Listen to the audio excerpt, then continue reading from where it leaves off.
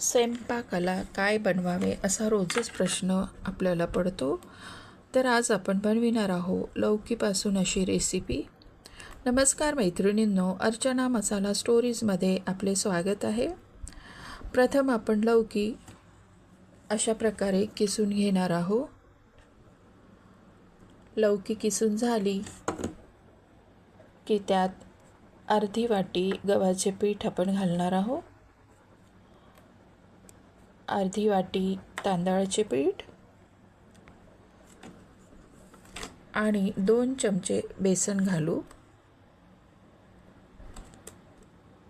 नंतर त्यात थोडा कांदा घालू, 2 ते 3 बारीक चिरलेल्या मिरच्या आणि थोडी कोथिंबीर घालूया. नंतर थोडी हळद, मिरची पावडर, चवीनुसार मीठ घालणार आहोत आणि 2 चमचे दही घालून पाणी टाकून आपण भज्याच्या पिठाप्रमाणे पातळ आपण भिजवून घेणार आहोत.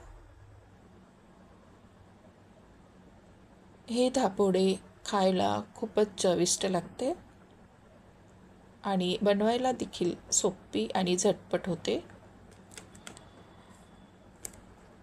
अशा प्रकारे आपण छान पिठाला फेटणार आहोत.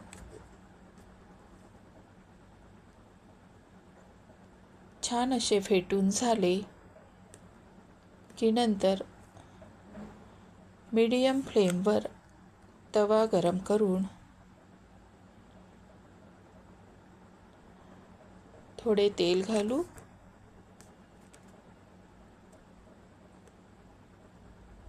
आणि पीठ याप्रमाणे तव्यावर टाकून पाण्याचा हात घेऊन आपण पिठाला पसरून घेणार आहोत. अशा प्रकारे आपण हे पसरून घेणार आहोत.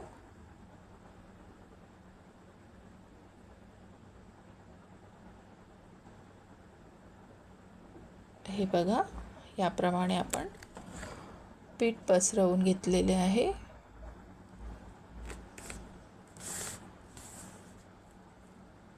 आणि दोन्ही बाजूने आपण तेल लावून खरपूस भाजून घेणार आहोत.